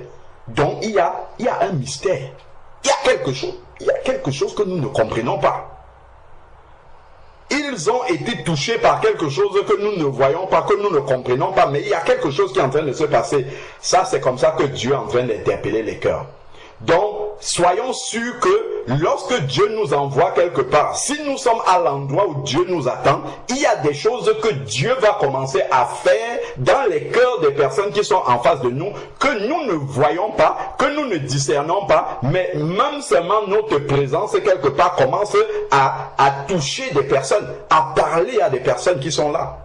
Ça, c'est quand on est disposé pour être utilisé par Dieu. L'Esprit de Dieu, au travers de nous, commence à faire son travail avant même que nous n'entrions véritablement dans ce que Dieu nous demande de faire à cet endroit. Donc, ils étaient hors d'eux-mêmes. Bon, ne sont-ils pas tous Galiléens? Verset 8.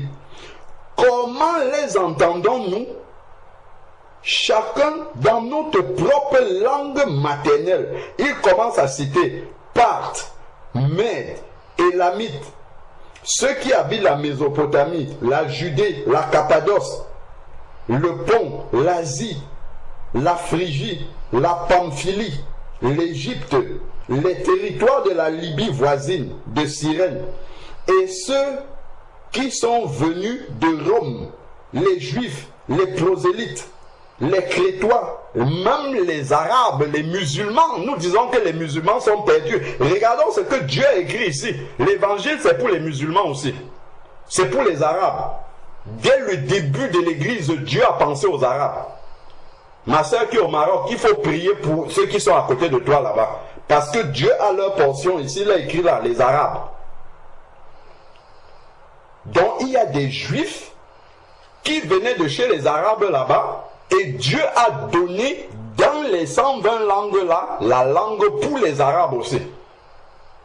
Donc il les attire aussi à lui. Dès le départ, il se souvient de la promesse qu'il a faite à Abraham par rapport à Ismaël. Donc ici, les Arabes sont là-dedans aussi. Verset 11, nous les entendons parler dans nos langues des merveilles de Dieu. Donc Dieu a fait en sorte que chaque personne qui est d'une nation en particulier et qui était là à Jérusalem puisse entendre le message du commencement de l'église afin de pouvoir aller le porter là où il va. afin de pouvoir aller annoncer ce message-là en tant que juif. Le salut vient des juifs, de prendre cela et de l'amener là-bas. Donc, parce que Dieu veut que toutes les nations, toutes les langues, toutes les tribus entendent l'évangile. Et là, ça va passer par celle qui est à Angers, par celle qui est en Suède, par celui qui est au Bourget, par celle qui est en Paris 17e, par celle qui est à Casablanca, par celui qui est ou celle qui est en Belgique, à Liège, à Lyon, ainsi de suite. Ça va passer par... C'est nous qui sommes ceux-là aujourd'hui. Ce qui a commencé là au début se poursuit avec nous aujourd'hui. C'est exactement ça là. Quand ma soeur est arrivée en Suède, là-bas, certainement, on t'a demandé d'apprendre la langue. Ce n'est pas pour rien. Cette langue-là, c'est bien, ça va t'aider à t'intégrer, mais ça va t'aider aussi à leur dire, dans leur langue maternelle, que Jésus est vivant et que c'est le seul chemin. Un seul nom a été donné par lequel les hommes doivent être sauvés, c'est le nom de Jésus-Christ. Actes chapitre 4, verset 12. Ma femme me disait que au travail, elle a un module de formation qu'on leur a imposé parce que dans leur équipe, il y a eu malentendant. On leur a imposé un module de la langue des signes. Je lui ai dit que tu vas évangéliser avec la langue des signes là. C'est pour ça que Dieu te permet d'apprendre ça. Ça va te servir à quelque chose. Pour l'évangélisation, pour l'annonce de l'évangile. Apprends bien cette langue des signes là. Un jour, ne t'étonne pas que tu sois devant quelqu'un qui ne comprend, qui ne parle pas ou qui n'entend pas, à qui tu vas devoir faire des signes pour lui annoncer l'évangile. Il ne faut pas être surpris par ça. Parce qu'il n'y a pas de hasard dans la vie d'un enfant de Dieu. Si Dieu permet quelque chose, c'est qu'il va utiliser ça à un moment donné. Il faut juste être attentif. Quand le cas va se présenter devant toi, c'est là où tu vas commencer à te souvenir. Ah, je comprends pourquoi Dieu m'avait fait apprendre la langue des signes. Sinon, là où je suis là, je serais coincé. Je serais bloqué. Donc, vraiment, Dieu ne fait rien pour rien. Il a un plan, un projet pour chaque chose qu'il fait dans nos vies pour l'avancement du royaume des cieux. Donc, continuons ici. Tous étaient hors d'eux-mêmes. Verset 12. Et perplexes et disaient les uns aux autres, que veut dire ceci? Ça, c'est l'Esprit de Dieu qui a commencé à faire le travail. Et ce sont ces personnes-là touchées qui commencent à se poser des questions. Mais qu'est-ce qui se passe? Souvent, nous cherchons tellement à convaincre des personnes, alors que si nous vivons la vie de Dieu, tout simplement, les gens en face vont commencer à se poser des questions, eux. Et là, on pourra parler maintenant. Donc ici, ils commencent à se poser des questions. Que veut dire ceci? Mais d'autres se moquaient. Donc il y a toujours deux parties. Ceux qui veulent en savoir plus avec le cœur ouvert et d'autres qui sont là pour plaisanter. Donc ils commençaient à se moquer. Donc maintenant au verset 14. Les choses sérieuses maintenant, enfin les choses un peu plus précises, on va dire, qui rentrent dans le salut vont commencer. Pierre va commencer à parler. On voit que les choses ne se passent pas dans le désordre. Ils étaient 120.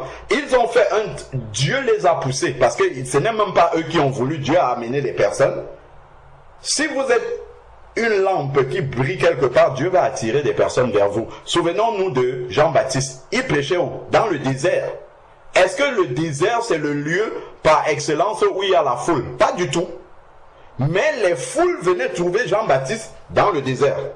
Donc si nous sommes une lampe et que nous vivons vraiment la vie de Christ, même si nous sommes cachés n'importe où, Dieu enverra des personnes vers nous. Des personnes à qui il faudra juste ouvrir la bouche et dire ce que Dieu a fait pour nous. Les gens vont commencer à être sauvés. Les gens vont commencer à être touchés. Vivons seulement la vie de Christ. Manifestons Christ là où nous sommes. Dieu va commencer à envoyer des personnes pour venir récolter les fruits que nous portons.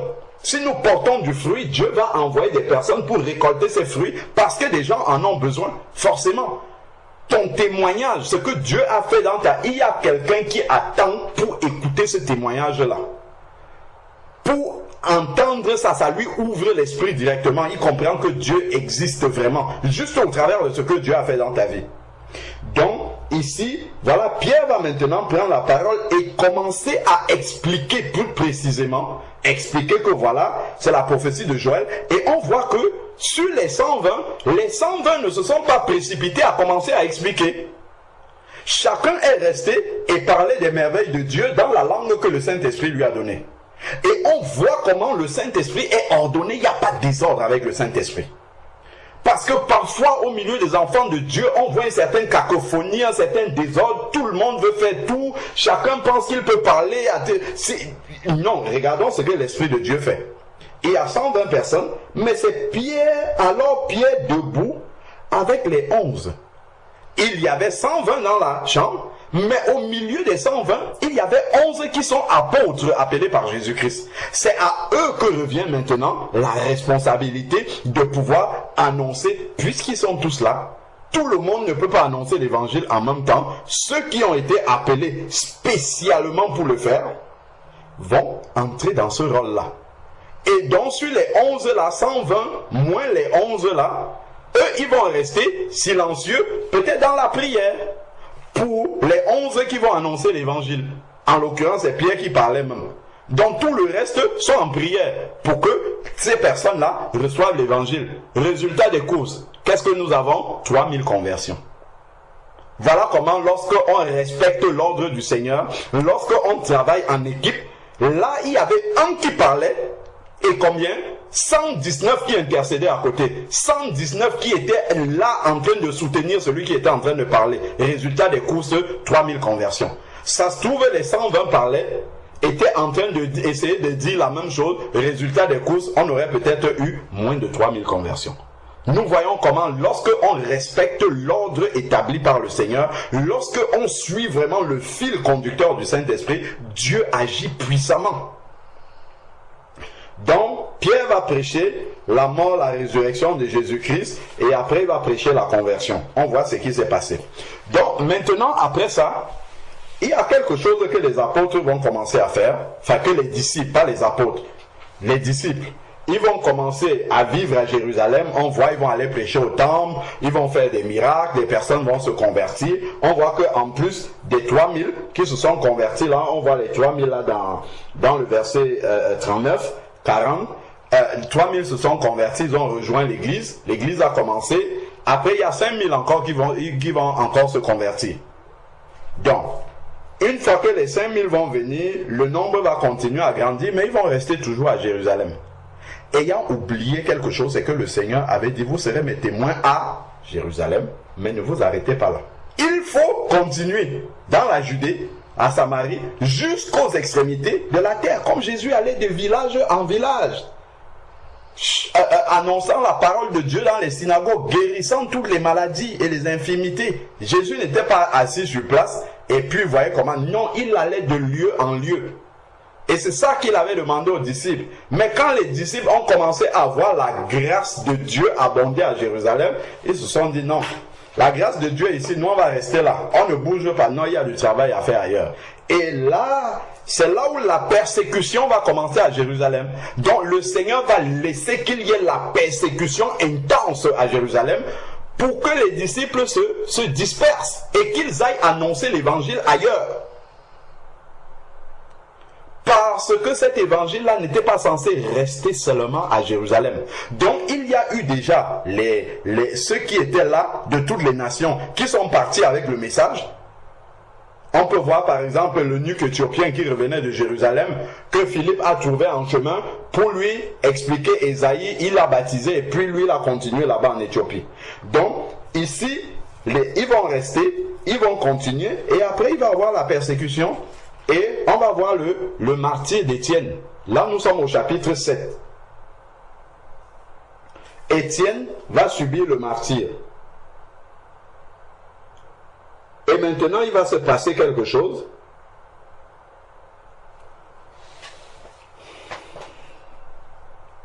Saul approuvait, nous sommes dans Actes chapitre 8, verset 1. Saul approuvait le meurtre d'Étienne. Il y eut ce jour-là une grande persécution contre l'église qui était à Jérusalem. Donc si on reste au même endroit, le Seigneur à un moment donné il va venir nous disperser de là pour que nous allions et que nous portions du fruit partout où nous sommes là-bas. Donc, sachons bien que nous sommes là pour nous fortifier entre nous, mais que chacun doit porter du fruit là où il est. Dans sa ville, les gens doivent entendre parler du Seigneur Jésus-Christ. Les gens de ta résidence, les gens de ton quartier, les gens de ta ville, ils doivent avoir reçu le message du Seigneur, de l'Évangile, par toi qui es là-bas, parce que tu n'es pas là-bas par hasard. Donc, ensuite, ici, là, il dit, et voilà, regardons maintenant ce qui va se passer. Il y eut une grande persécution contre l'église qui était à Jérusalem, et tous, excepté qui, les apôtres se dispersèrent dans les contrées d'où? De la Judée. Qu'est-ce que le Seigneur avait dit? Vous serez mes témoins où? À Jérusalem. Sauf qu'ils sont restés à Jérusalem. Mais le Seigneur avait dit, dans la Judée, dans la Samarie et jusqu'aux extrémités de la terre. Ils sont restés à Jérusalem. Le Seigneur a laissé arriver la persécution pour qu'ils aillent en Judée. Voilà maintenant la Judée et la Samarie. Pour que la parole de Dieu puisse s'accomplir. Donc nous avons la grâce déjà. Peut-être certains sont arrivés là où ils sont par la persécution. C'est peut-être la persécution qui nous a amenés à Lyon ou à Nantes ou à Casablanca ou bien à Évry. Mais là où nous sommes déjà là, nous devons savoir que nous sommes les témoins que le Seigneur a laissés là-bas. Donc des hommes pieux ensevelis Étienne et il fit de grandes lamentations. Donc Saul ravageait l'église et il pénétrait dans les maisons et arrachait hommes et femmes pour les jeter en prison. Ceux donc qui avaient été dispersés allaient de lieu en lieu annoncer la bonne nouvelle de la parole. Ils ont voulu rester à Jérusalem. Le Seigneur a envoyé la persécution pour qu'ils aillent maintenant de lieu en lieu, ce qui était la mission que le Seigneur leur avait donnée pour annoncer la parole du Seigneur. Donc, voyons comment dans la volonté parfaite du Seigneur, même s'il faut qu'il provoque la persécution pour qu'il y ait la dispersion de l'église, pour que nous soyons répartis, éparpillés tels que nous sommes là, peut-être Dieu, il n'est pas passé par la persécution pour nous, mais il peut passer par les difficultés de la vie, par exemple. Il peut passer par les opportunités de travail qui ne sont pas là où nous avons fait peut-être nos études ou là où notre famille vit, mais nous avons été amenés à aller chercher la vie en Suède, nous avons été amenés à aller chercher la vie à Casablanca, mais tout ça en fait, ça rentre dans le plan de Dieu. Le but c'est que nous nous trouvions à destination pour faire quoi? Pour être des témoins de Jésus-Christ, pour annoncer la parole de Dieu. Ici, lui il est passé par la persécution. Mais dans nos vies, Dieu, ce n'est peut-être pas par la persécution, c'est peut-être par d'autres moyens qu'il va nous permettre d'arriver dans un lieu en particulier où on va s'établir et Dieu dit, bon voilà un chandelier que j'ai allumé, je sais pas moi, à Liège. Voilà un chandelier que j'ai allumé à Bruxelles. Voilà un chandelier que j'ai allumé à Brazzaville. Ainsi de suite. Mais il faut maintenant que ce chandelier-là puisse briller à Brazzaville. Qu'il puisse briller à Casablanca, mais qu'il ne soit pas éteint. Parce qu'il ne peut pas envoyer quelqu'un dans une ville et c'est comme s'il n'y avait personne là-bas. Donc même si tu ne peux pas parler, seulement par ton intercession tous les jours pour cette ville-là, c'est déjà beaucoup. C'est déjà un travail. Que si peut-être tu es chez les Arabes, chez les musulmans, où tu as peur qu'on t'égorge quand tu vas sortir pour prêcher l'évangile, si déjà tu te prosternes pour prier pour ce peuple-là tous les jours, tu es déjà dans cette moisson-là, tu es déjà en train de faire ce travail-là. Et ensuite Dieu va te montrer comment pouvoir avancer sur ce travail-là. Donc vraiment, que le nom du Seigneur soit béni. Je prends vraiment cela et prenons-le comme une grande grâce que le Seigneur nous accorde d'être aussi éparpillés dans le monde entier. Vraiment, la prophétie de Matthieu, chapitre 24, verset 14, ne peut que s'accomplir par nous. Et c'est par là que je vais terminer. Je vais juste lire ce verset-là et je vais m'arrêter. Matthieu, chapitre 24, verset 14. Matthieu 24, verset 14.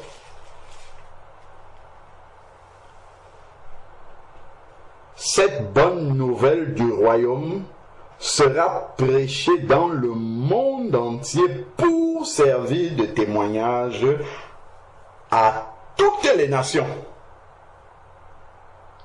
À toutes les nations. Voilà le but.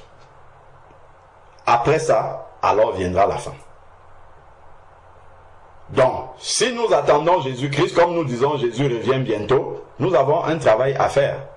Nous ne devons pas l'attendre en disant, bon, je me sanctifie simplement dans mon coin et puis j'attends que Jésus revienne. Oui, je dois me sanctifier, mais en travaillant pour l'avancement du royaume, comme il est dit ici. En travaillant pour que, effectivement, l'évangile soit annoncé dans toutes les nations, en commençant par là où je suis. Avant d'aller aux extrémités de la terre, il faut commencer dans ta Jérusalem, là où tu es, pour déjà que l'évangile, au travers de toi, puisse être annoncé là où tu es. Donc, vraiment, rendons grâce à Dieu de nous avoir disséminés dans autant de nations que nous sommes déjà nous ici, et il y en a encore d'autres ailleurs, et bénissons le nom du Seigneur et n'oublions pas ce pourquoi Dieu nous a mis dans ces endroits différents-là. N'oublions pas la feuille de route. Il ne faudrait pas que l'ambassadeur, quand il arrive dans le pays étranger, qu'il ne sache plus ce que le président de la République l'a envoyé faire là-bas. Soyons bien conscients de ce que nous avons à faire et attelons-nous à faire ce travail-là. Si, je ne sais pas moi, le président de la République t'envoie pour être ambassadeur de la France, je ne sais pas, dans un pays au Sénégal, tu arrives là-bas, au lieu d'être à l'ambassade pour faire le travail et aller représenter le pays, toi, comme tu es arrivé là-bas, tu as vu qu'il y a la plage au Sénégal, tu passes tout ton temps sur la plage, au lieu d'être en train de faire ce pourquoi le président t'a envoyé. Qu'est-ce qu'il va faire? À un moment donné, il va te rappeler, il va te reprendre ton portefeuille et puis il va te rappeler.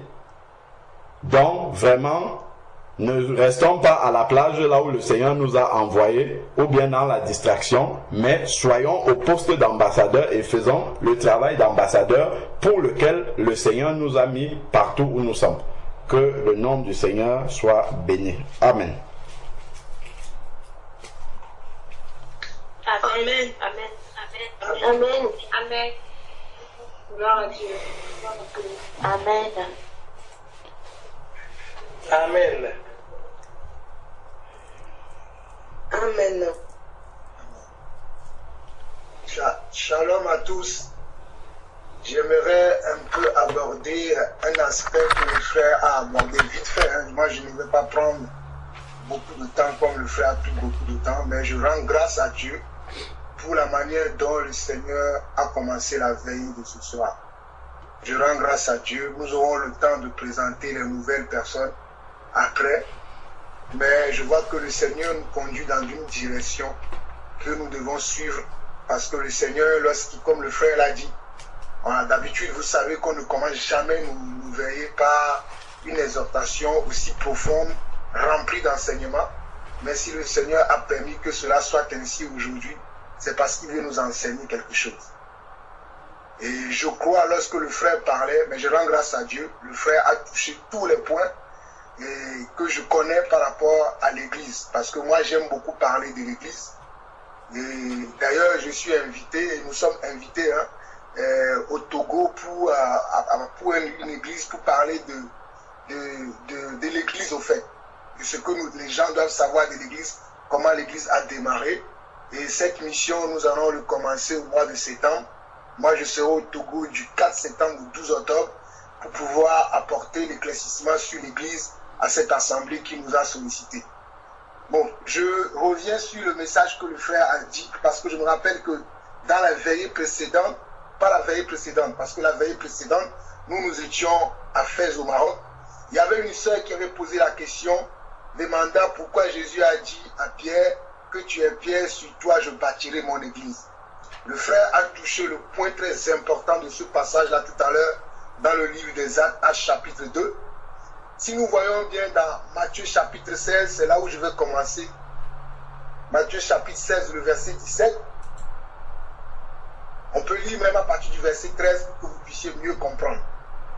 On nous dit Jésus étant arrivé dans le territoire de Césarée, de Philippe, demanda à ses disciples, qui suis-je au dire des hommes? Moi, le Fils de l'homme. Il répondit, les uns disent que tu es Jean-Baptiste, les autres Élie, les autres Jérémie, ou l'un des prophètes. Et vous, leur dit-il, qui dites-vous que je suis? Simon-Pierre répondit, tu es le Christ, le Fils du Dieu vivant. Simon-Pierre répondit, tu es le Christ, le Fils de Dieu vivant. Et voyez ce que Jésus va lui dire à partir du verset 17. Jésus reprenant la parole lui dit, tu es heureux Simon, fils de Jonas, car ce ne sont pas la chair et le sang qui t'ont révélé cela, mais c'est mon Père qui est dans les cieux.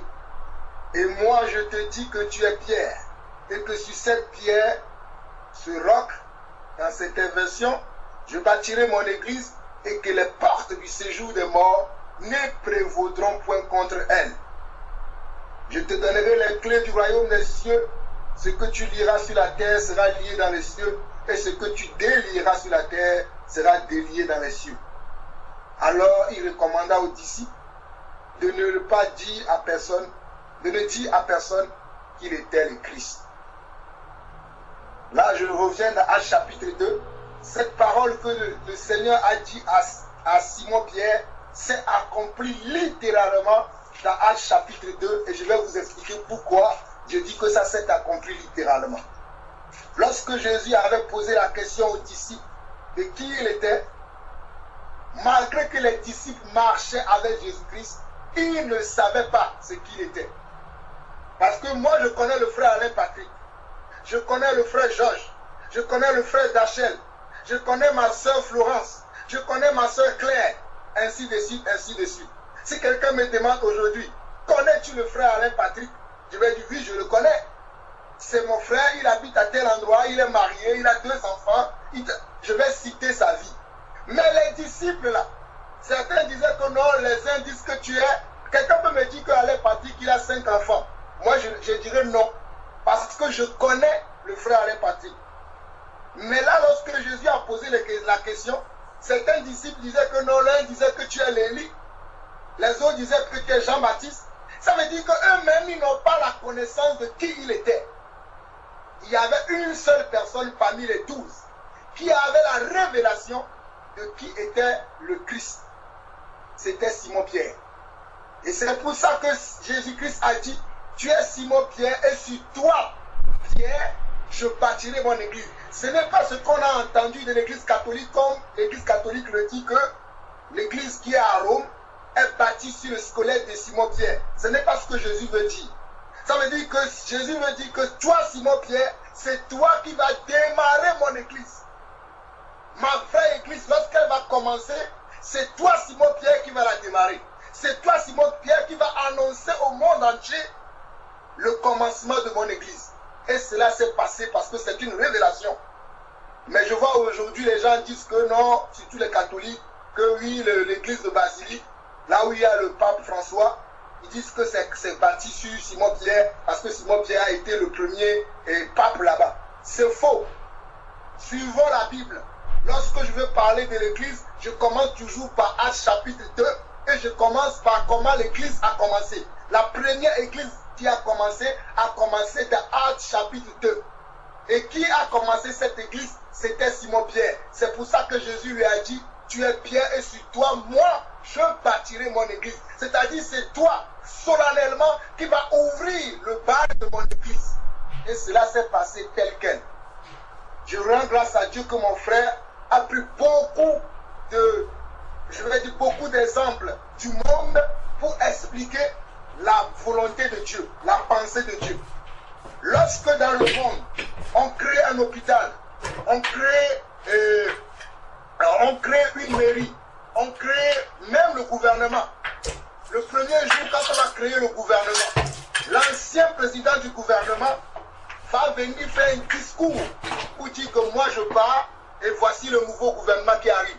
Nous le voyons tout le temps lorsqu'il y a des passations de pouvoir dans les ministères ici en France. Nous voyons que lorsque on crée un bâtiment, par exemple un hôpital, vous allez voir que le maire de la ville va venir à cet endroit, souvent on met une banderole devant la porte, et c'est le maire de la ville qui va couper le banderole en guise de quoi? En guise d'ouverture de cet hôpital-là. Si c'est une mairie, c'est le maire de la ville qui va couper la banderole en guise d'ouverture de la mairie. Si c'est une préfecture, c'est le préfet qui va venir couper la banderole qui ferme l'ouverture de la mairie, de la préfecture, pour que les gens sachent que cette préfecture-là est ouverte aujourd'hui et c'est lui qui va couper la banderole. C'est pour ça que le jour de la Pentecôte, lorsque le Seigneur a donné la puissance de l'Esprit aux apôtres, parce qu'il leur a dit, avant de faire quoi que ce soit, attendez de recevoir la puissance de l'Esprit. C'est pour ça que nous, en tant qu'enfants de Dieu, nous devons attendre toujours que Dieu nous dit, voici maintenant c'est bon, c'est le temps pour toi, vas-y. Au lieu d'être pressé, il faut toujours attendre le temps de Dieu. Et les apôtres, ils ont entendu le temps de Dieu, comme le frère a si bien expliqué tout à l'heure. Mais comme ils étaient au pied du Seigneur, ce que le Seigneur leur a promis est arrivé. Faudrait-il qu'ils restent au pied du Seigneur? Non, il faut maintenant qu'ils parlent. Il faut maintenant qu'ils annoncent. Et pour annoncer, c'est celui à qui il a dit, toi tu es Simon-Pierre, et sur toi moi je bâtirai mon église. C'est lui qui a commencé par parler. Comme le frère a dit, dans le royaume de Dieu, il y a de l'ordre. Les autres apôtres n'ont pas dit, Pierre, attends, nous aussi nous étions avec lui, nous aussi nous allons parler. Et ils l'ont laissé faire, parce que c'est à lui qu'on a donné les clés pour l'ouverture de l'église. Et nous avons vu le résultat. Lorsqu'il y a de l'ordre, il y a du résultat. Je rends grâce à Dieu pour l'ordre qu'il a eu parmi nous. Lorsque nous étions à Fès, il y a eu beaucoup de résultats. Toi-même, vous-même, vous verrez qu'il y a pas de résultats que vous allez entendre. Je vais dans Actes chapitre 2 rapidement pour compléter ce que je viens de lire dans Matthieu chapitre 16. On nous dit dans Actes chapitre 2, vers le verset 14, on nous dit, alors Pierre se présenta avec les 11, ce qui veut dire qu'ils sont 12. Parce que vous savez que les apôtres, ils étaient 12, et il y en a un qui a fait naufrage par rapport à la foi qui a été remplacé par l'apôtre Matthias. Et lorsque le Saint-Esprit maintenant est descendu sur eux, Pierre va se souvenir. Souvenez-vous que Jésus avait dit à Pierre aussi, Pierre, m'aimes-tu? Pierre a répondu, Seigneur, je t'aime. Jésus lui a posé encore la question encore, Pierre, m'aimes-tu? Pierre a répondu, Seigneur, je t'aime. Jésus a répété encore, jusqu'à 3 fois. Et Pierre a dit, je t'aime. Jésus savait pourquoi il lui posait la question. Et il lui a dit, va affermir tes frères. L'affermissement commence ici. Pierre va élever la voix comme une seule homme. Les 11 autour de lui, non pas les 11 contre lui, mais les 11 avec lui, pour que le royaume de Dieu puisse entrer dans les cœurs. Et Pierre, élevant la voix, va dire, homme juif, et vous allez voir le discours qu'il a fait. Le discours qu'il a fait, il parlait de quoi encore? Il parlait de Yeshua HaMashiach.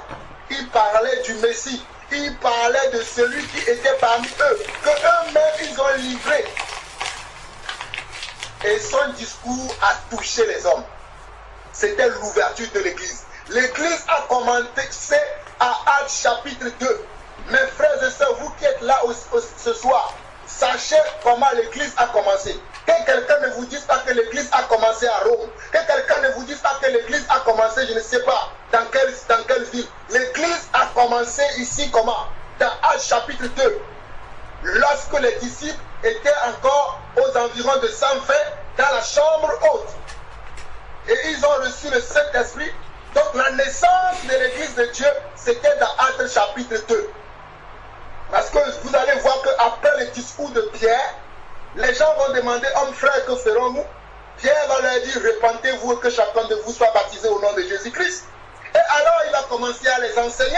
Et c'est alors que Dieu va commencer à rajouter comment? Des membres à l'église. Vers le verset 47, on le voit. On nous dit que louant Dieu et trouvant grâce auprès de tout le peuple. Et le Seigneur ajoutait chaque jour à l'église ceux qui étaient sauvés. Ce n'est pas moi, Jean-Paul Lawson, ni le milieu de nous qui peut ajouter quelqu'un à l'église. Mais c'est l'auteur de l'église lui-même qui ajoute les gens, qui les invite, ils viennent et ils s'ajoutent à l'église. Mais il faudrait que les hommes puissent parler, il faudrait que les hommes soient à leur place. Il faudrait que les hommes rentrent dans leur, dans leur mission. Comme le frère l'a si bien dit, chacun d'entre nous a une mission. Parce qu'ils étaient 120 le jour-là. Mais il n'y avait qu'une seule personne qui a parlé. Et même la personne qui a parlé a été démarquée. Ils ont été démarqués parce qu'on nous dit au verset 14 de Actes chapitre 2. Je précise ce verset parce que nous sommes en train de parler de l'église et vous devez connaître l'histoire de l'église. Moi j'aime beaucoup l'église et je peux vous citer l'histoire de l'église sous les bouts de doigts. Parce que j'aime trop l'église. On nous dit au verset 14 que alors Pierre se présenta avec les 11. C'est-à-dire parmi les 120, les 11 vont venir, les 12 vont venir devant. Les 12 vont se démarquer des 120, ils vont arriver devant et il y a une seule personne qui va élever la voix pour parler. C'était l'apôtre Pierre. Ce qui est l'accomplissement de la parole que Jésus lui a dit dans Matthieu chapitre 16, que tu es Pierre, sur toi Pierre, je bâtirai mon église. Voici comment Pierre a commencé la construction de l'église de Dieu. C'est Pierre qui a commencé la construction de l'église de Dieu. C'est lui qui a posé les fondements. Et le fondement qu'il a posé, il a dit, répandez-vous et que chacun de vous soit baptisé au nom du Seigneur Jésus-Christ et vous recevrez le don du Saint-Esprit. Et croyez-moi, les gens qui ont cru ce jour-là, tous ils ont reçu le Saint-Esprit, sans aucune exception. Mais il fallait d'abord se repentir, se baptiser et recevoir la promesse.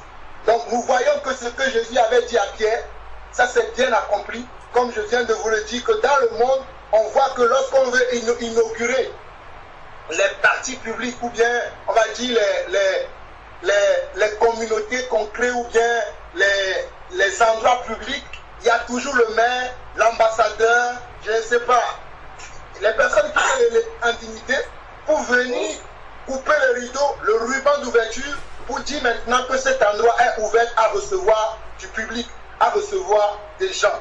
Donc c'est ce que Pierre a fait. C'était ce petit détail-là que je voulais ajouter pour répondre également à la question de la sœur qui avait posé la question la dernière fois pour demander, lorsque Jésus a dit à Pierre, tu es Pierre, si toi je bâtirai mon église. Qu'est-ce que cela veut dire réellement? Ce que cela veut dire, c'est ce que je viens d'expliquer. Maintenant, je vais donner un autre verset au très rapidement. C'est 1 Corinthiens chapitre 15, quand le frère disait que le Seigneur Jésus s'est montré à plus de 500 frères. C'est l'apôtre Paul aussi qui a parlé de ça. Et nous pouvons le voir dans 1 Corinthiens chapitre 15. Supportez-moi encore 5 minutes et je vais m'arrêter là. Que le Seigneur vous bénisse pour votre écoute attentive. Soyez bénis. Là. 1 Corinthiens chapitre 15, l'apôtre Paul dit ceci. Je vous rappelle, frères, l'évangile que je vous ai annoncé, que vous avez reçu, dans lequel vous avez persévéré, et par lequel vous êtes sauvés, si vous le retenez dans les termes où je vous l'ai annoncé, autrement, vous aurez cru en vain. Mes frères et sœurs, depuis 2 semaines, depuis 3 semaines, le Seigneur nous parle de son retour. Le Seigneur nous parle de quoi? Le Seigneur nous parle de nous sanctifier encore plus. Le Seigneur nous parle de surveiller nos pas, de surveiller nos vies, de faire une transformation dans notre manière de le glorifier, dans notre manière de le servir. Voilà quelqu'un qui a connu Dieu, qui sert Dieu, mais qui donne un avertissement aux gens afin que les gens ne se trompent pas. Beaucoup d'entre nous, nous pouvons nous tromper, mais Dieu nous dit ici que nous devons persévérer dans un évangile qui est juste, qui est de la part de Dieu. Ce n'est pas dans tous les évangiles. Il y a un seul évangile dans lequel nous devons persévérer. Et cet évangile-là, c'est l'évangile de la foi. C'est l'évangile de la sanctification. C'est l'évangile de la crainte de Dieu. C'est l'évangile de je me rends disponible pour Dieu. Je continue le verset 2, le verset 3 plutôt. Il dit, je vous ai enseigné avant tout, comme je l'avais aussi reçu, que Christ est mort pour nos péchés selon les Écritures. Il a été enseveli et il est ressuscité le troisième jour selon les Écritures. Mes frères, j'aime les Écritures. J'aime pas mes sentiments, mes émotions. Moi, j'aime les Écritures. C'est pour ça que pourtant, certaines personnes me trouvent très dur. Parce que moi, j'aime ce qui est écrit dans l'Écriture. Parce que l'Écriture est une lampe à mes pieds. Lorsque je veux me tromper, et tu me ramènes dans le bon chemin. C'est pour ça que j'aime parler beaucoup par les Écritures. Et je les Écritures. Mais moi, j'aime les Écritures. Parce que Paul dit, je vous ai enseigné avant tout le verset 3 de 1 Corinthiens chapitre 15. Je vous ai enseigné avant tout, je l'avais aussi reçu, que Christ est mort pour nos péchés selon les Écritures. Il a été enseveli et il est ressuscité le troisième jour selon les Écritures. Il est apparu à Céphas, Céphas c'est Pierre, puis aux 12. Ensuite, il est apparu à plus de 500 frères, c'est le verset que le frère a cité tout à l'heure, à la fois, dont la plupart sont encore vivants et dont quelques-uns sont morts. Lorsque Paul écrivait cette partie de Corinthiens-là, il y avait encore les gens qui ont vu Jésus-Christ sur terre. Il y avait encore les gens qui ont touché Jésus-Christ, qui ont mangé avec lui, ils étaient encore sur terre. C'est pour ça que Paul pouvait se permettre de parler de cela.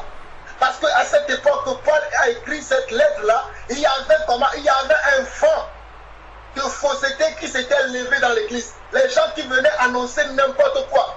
Et à cette époque-là, les gens disaient que la résurrection n'existait plus. Qu'il n'y aura plus la résurrection. Alors que nous, vous et moi, nous croyons aujourd'hui qu'il y aura la résurrection. D'ailleurs, les derniers messages que Dieu nous donne, c'est que son retour va être imminent et que nous devons nous préparer. Soit nous nous préparons pour le retour de Jésus, soit nous nous préparons pour notre mort. Parce que si nous mourons aujourd'hui, la Bible déclare selon Hébreux chapitre 9 qu'il est réservé à l'homme de mourir une seule fois, d'après quoi vient le jugement. Donc moi je ne suis plus à l'époque, mes frères, vous allez me trouver prétentieux. Moi je ne me prépare plus, je suis prêt. Parce que je peux mourir d'un instant à l'autre. Donc je suis prêt pour que ce soit pour la mort ou bien que ce soit pour le retour du Seigneur. Je vais répéter ces choses à chaque fois que le Seigneur me permettra. Je suis prêt. Parce que j'en ai marre de cette terre. Je veux aller auprès de mon maître, auprès de celui que je sers, auprès de celui que je défends, dans les tribulations, dans les épreuves, dans tous les combats que j'ai tous les jours. Mon succès, mon souhait, mon triomphe serait d'être auprès de lui. Je ne sais pas ce que je fais sur cette terre. Mais si il prête à mon Dieu que je dois vivre encore pour servir sa mission, gloire soit rendue à son nom. Mais je préférerais être auprès de lui. Parce que c'est mieux d'être auprès de lui que de souffrir les tribulations que nous avons sur cette terre. Mais que sa volonté soit faite, que ce soit dans ma vie ou dans votre vie. Au verset 4, il dit, il a été enseveli, il est ressuscité le troisième jour selon les Écritures. Et il a apparu à Céphas, puis aux 12. Ensuite, il est apparu à plus de 500 frères à la fois, dont la plupart sont encore vivants et dont quelques-uns sont morts. Ensuite, il est apparu à Jacques, puis à tous les apôtres. Après eux tous, il m'est aussi apparu à moi comme à l'avorton. Car je suis le moindre des apôtres, je ne suis pas digne d'être appelé apôtre parce que j'ai persécuté l'église de Dieu. Vous connaissez l'histoire de l'apôtre Paul. Comment il a persécuté l'église. Comment il a donné son approbation lorsque notre frère Étienne a été lapidé. Je continue verset 10. Par la grâce de Dieu, je suis ce que je suis et sa grâce envers moi n'a pas été vaine. Loin de là, j'ai travaillé plus que tous. Non pas moi toutefois, mais la grâce de Dieu qui est avec moi. L'apôtre Paul parle de comment il a travaillé avec Dieu, de comment il a combattu le bon combat. Il continue. Ainsi donc, que ce soit moi, que ce soit eux, voilà ce que nous prêchons et c'est ce que vous avez cru. Mes frères, suivez-moi très attentivement ce que Paul dit ici. Il dit ainsi donc, que ce soit moi, c'est-à-dire lui Paul, que ce soit eux, c'est-à-dire les autres apôtres, voilà ce que nous prêchons. Et c'est ce que vous avez cru. Or, si l'on prêche que Christ est ressuscité des morts, pourquoi quelques-uns parmi vous disent qu'il n'y a point de résurrection des morts? Pourquoi quelques-uns parmi vous disent qu'il n'y a point de résurrection des morts? Comme je l'entends aujourd'hui, un évangile qui circule aujourd'hui parmi nous les Noirs, on nous dit que Jésus n'a jamais existé, que Jésus c'est un mythe. Mes frères et sœurs, Jésus a bel et bien existé. Et ces choses que nous entendons aujourd'hui, même à l'époque des apôtres, ça a existé. Voici la preuve aujourd'hui. On nous dit, Paul dit ici au verset 12, « Or, si l'on prêche que Christ est ressuscité des morts, pourquoi quelqu'un parmi vous disent qu'il n'y a point de résurrection des morts ?» Et il continue. « S'il n'y a point de résurrection des morts, Christ non plus n'est pas ressuscité. Et si Christ n'est pas ressuscité, notre prédication est donc vaine et votre foi aussi est vaine. Il se trouve même que nous sommes de faux témoins à l'égard de Dieu, puisque nous avons témoigné comme Dieu qu'il a ressuscité Christ, tandis qu'il ne l'aurait pas ressuscité si les morts ne ressuscitent point. » Regardez ce que Paul dit. Il y a des gens parmi nous aujourd'hui qui disent que non, depuis le temps on dit que Jésus va revenir. Que quand est-ce qu'il va revenir? Mes frères et sœurs, de la bouche de l'apôtre Pierre, dans 1 Pierre chapitre 3, l'apôtre Pierre dit que c'est à cause de nous que ce jour-là n'est pas encore arrivé. Parce que le Seigneur ne veut qu'aucun d'entre nous rate ce jour-là. Parce que ce sera un jour de canal, ce sera un jour de désastre, ce sera un jour terrible. Et le Seigneur veut que toi et moi, que ma famille, que ta famille, que nos collègues, que nos amis soient sauvés. C'est pour cela que le Seigneur tarde dans l'accomplissement de cette promesse. Mais ce n'est pas que c'est une utopie, ce n'est pas que c'est une histoire, c'est une vérité absolue. Et cela va se passer. Voici les gens qui menaçaient les disciples à l'époque que la résurrection n'était pas vraie. Mais nous croyons à la résurrection. Verset 16. Car si les morts ne ressuscitent point, Christ non plus n'est plus ressuscité. Et si Christ n'est pas ressuscité, votre foi est vaine. Vous êtes encore dans vos péchés. Mes frères, si Jésus-Christ n'est pas ressuscité, si Jésus-Christ ne viendrait pas nous chercher, pourquoi nous sanctifions-nous alors? Comme Paul dit, mangeons, buvons, épousons les femmes épousez des hommes, le nombre que vous voulez. Mais nous nous sanctifions parce que nous savons que le Seigneur qui nous a appelés reviendra pour nous chercher. Comme lui-même il a dit qu'il vient venir chercher une église sans tache ni ride. C'est pour ça que nous travaillons tous les jours pour être comment? Saints. Que notre robe soit sans tache, afin que lorsque la trompette sonnera ce jour-là, que nous soyons prêts à s'envoler avec lui. Donc laissons les gens qui sont là à dire des quiproquos n'importe comment, à dire n'importe quoi, comme l'apôtre Paul dit à Timothée dans 1 Timothée chapitre 1, que ce sont des gens qui parlent des choses qu'ils ne connaissent pas. Nous parlons des choses que nous connaissons. Nous parlons des choses que nous avons expérimentées. Nous expérimentons le salut tous les jours. Nous expérimentons la grâce de Dieu tous les jours. Nous expérimentons la puissance de Dieu tous les jours. Aujourd'hui encore, j'ai expérimenté la puissance de Dieu. Aujourd'hui, j'ai encore expérimenté la puissance de Dieu. Le Seigneur nous permettra, je donnerai ce témoignage-là plus tard. Verset 17, il dit, verset 18, et par conséquent, ainsi ceux qui sont morts en Christ sont perdus. Donc si Christ ne ressuscitait pas, si Christ n'allait pas revenir, si la résurrection n'existait pas, donc même ceux qui sont morts en Christ sont perdus. Est-ce que Paul dit, si vous voulez croire à ceux-là qui sont venus vous dire que la résurrection n'existe pas, donc même les gens qui sont morts en Christ, ils sont perdus. Tandis que nous savons que les gens qui sont morts en Christ, ils sont dans le sein d'Abraham en attendant la promesse. Parce que selon les paroles de l'apôtre Paul dans 1 Thessaloniciens chapitre 4, nous savons que, oh, alléluia, merci mon Dieu, mon roi, mon Seigneur. Oh, alléluia Seigneur. Nous savons que lorsque la dernière trompette sonnera, les morts en Christ ressusciteront en premier. Amen. Et nous les vivants, oh my God. Oh mes frères, oh Seigneur, merci. Et nous les vivants qui serons restés, nous serons enlevés à la rencontre du Seigneur dans les airs.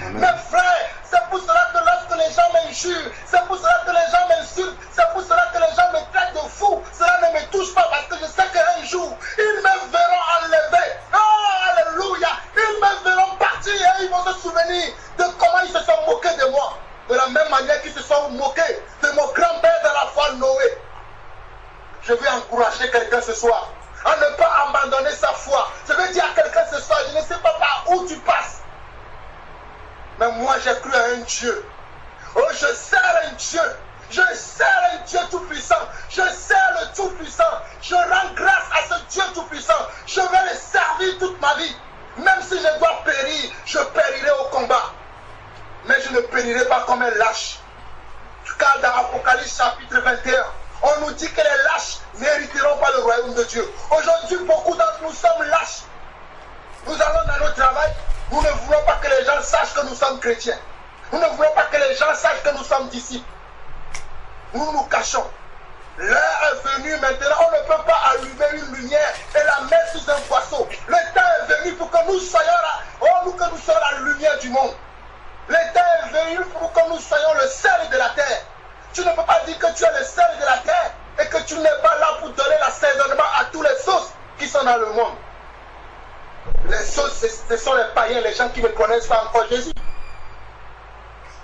Mes frères, que cette parole puisse encourager quelqu'un. Je finis au verset 19 et je vais m'arrêter là. Si c'est dans cette vie seulement que nous espérons en Christ, nous sommes les plus malheureux de tous les hommes. C'est là où je vais finir, mes frères, pour cette petite exhortation que le Seigneur a mis dans mon cœur pour soutenir ce que mon frère a dit tout à l'heure. Si c'est dans cette vie seulement que nous espérons en Christ, les gens espèrent en Christ aujourd'hui pour avoir un travail, pour avoir un conjoint, pour avoir des enfants, pour avoir je ne sais pas quoi, des papiers. Mes frères et sœurs, moi j'ai dépassé ça. Je n'espère pas en Jésus-Christ ni pour un travail, ni pour avoir une maison, ni pour avoir des enfants, mais j'espère en Dieu pour l'enlèvement. Oh, alléluia. C'est le plus beau. Amen. Préparé pour nous. C'est l'enlèvement que nous devons chercher. Laissons les choses de cette terre à côté. Cherchons premièrement le royaume de Dieu. Et le royaume de Dieu, c'est l'enlèvement. Le royaume de Dieu, c'est que nous soyons tous les jours dans sa présence, autour de cette table, comme lui-même nous l'a dit dans Jean chapitre 14, que je m'en vais vous préparer une place. Et lorsque je préparerai une place pour chacun d'entre vous, je reviendrai vous chercher. C'est ça la promesse qu'il nous a donnée. Je vais faire ça. Aujourd'hui, les gens sont là, ils courent à gauche et à droite. Je n'ai pas de papier, je n'ai pas de mari, je n'ai pas d'enfant, je n'ai pas ceci, je n'ai pas cela. Quel évangile vous croyez? Ça, c'est l'évangile de la vie. Moi, je veux croire à l'évangile qui sauve, comme Paul l'a dit ici. Oh, alléluia.